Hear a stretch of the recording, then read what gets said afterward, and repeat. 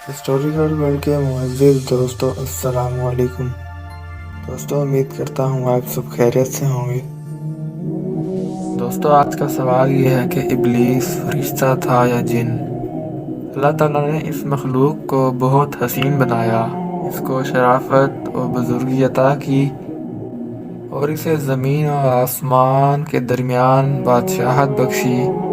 اس کے علاوہ جنت کی حفاظت اور دربانی کے اعزاز سے بھی نوازا، مگر ابلیس نے اللہ تعالیٰ کے سامنے تکبر کا مظاہرہ کیا اور اپنی خدائی کا اعلان کر بیٹھا اور اپنے ماتحتوں کو اپنی عبادت کی دعوت دی،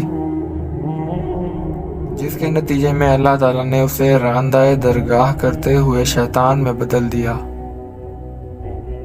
اس کی شکل کو بگاڑ دیا، اس سے تمام اعزازات چھین لیے اور اس پر اپنی لعنت فرمائی اور اس کو اپنے آسمانوں سے نکال دیا اور آخرت میں اس کا اور اس کے پیروکاروں کا ٹھکانہ جہنم قرار دیا۔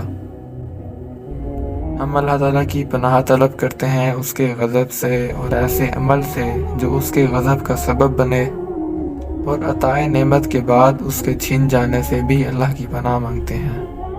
سب سے پہلے ہم شیطان کی شیطانیت کو، اس کا غرور اور تکبر بیان کرنے سے قبل ہم ابلیس پر ہونے والے انعام و اکرام کا ذکر کریں گے۔ ابن جریر بیان کرتے ہیں کہ ابن عباس رضی اللہ تعالیٰ عنہ نے فرمایا، ابلیس فرشتوں کے سرداروں میں سے تھا اور اس کا قبیلہ برتر و اعلیٰ اور سب سے معزز تھا۔ وہ جنت کے باغات کا نگران تھا اور آسمان دنیا کے درمیان اس کی بادشاہت تھی۔ ابو مالک رحمۃ اللہ علیہ اور دیگر اصحاب رسول اللہ صلی اللہ علیہ وآلہ وسلم سے نقل کرتے ہیں کہ انہوں نے فرمایا، ابلیس کو آسمان دنیا پر مقرر کیا گیا تھا اور اس کا تعلق فرشتوں کے اس گروہ سے تھا جسے جن کہا جاتا ہے۔ اس کا نام جن اس لیے رکھا گیا کہ یہ جنت کے محافظ و نگران تھے، اور ابلیس بھی اپنی بادشاہت کے ساتھ ساتھ جنت کا محافظ و نگران تھا۔ اور سورہ کہف کی آیت کا ترجمہ ہے کہ بس تمام فرشتوں نے سجدہ کیا مگر ابلیس نے نہ کیا، وہ جنوں میں سے تھا۔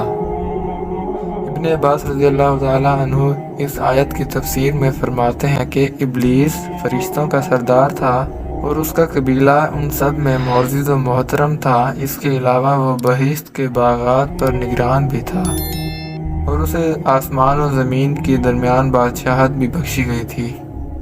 اور فرشتوں کے اس قبیلے کو آگ کی گرم لو سے پیدا کیا گیا تھا۔ یہ لو شعلے میں نظر نہیں آتی، صرف محسوس کی جا سکتی ہے۔ ابلیس کا نام حارث تھا اور یہ جنت کے پہرے داروں میں سے ایک پہرے دار تھا۔ اس کے علاوہ باقی تمام فرشتوں کو نور سے پیدا کیا ہے، اور جنات کا ذکر قرآن میں آیا ہے کہ یعنی جنات کو آگ کی لپٹ سے پیدا کیا، جبکہ انسان کو کھنکھناتی مٹی سے پیدا کیا ہے۔ آغاز میں زمین پر جنات ہی رہتے تھے، انہوں نے زمین پر فساد برپا کیا اور ایک دوسرے کو قتل کیا، بس اللہ تعالیٰ نے ان کی سرکوبی کے لیے ابلیس کو فرشتوں کے ایک لشکر کے ساتھ بھیجا، اور یہ وہی لشکر تھا جسے جن کہا جاتا ہے۔ بس ابلیس اور ان کے لشکروں نے ان سے جنگ کی اور انہیں سمندری جزیروں اور پہاڑوں کی طرف بھگا دیا۔ اس کارنامہ نے ابلیس کے دماغ میں تکبر اور غرور بھر دیا۔ اللہ تعالیٰ اس مسئلے کی نوعیت سے مطلع ہوئے، مگر ابلیس کے لشکر فرشتے اس کے خبث باطن کو نہ پہچان پائے۔ یہی وجہ تھی کہ اس نے آدم کو سجدہ کرنے سے انکار کیا، بس اس نے نافرمانی کی تو اللہ تعالیٰ نے اسے راندہ درگاہ کرتے ہوئے شیطان میں بدل دیا اور آخرت میں اس کا ٹھکانہ جہنم قرار دے دیا۔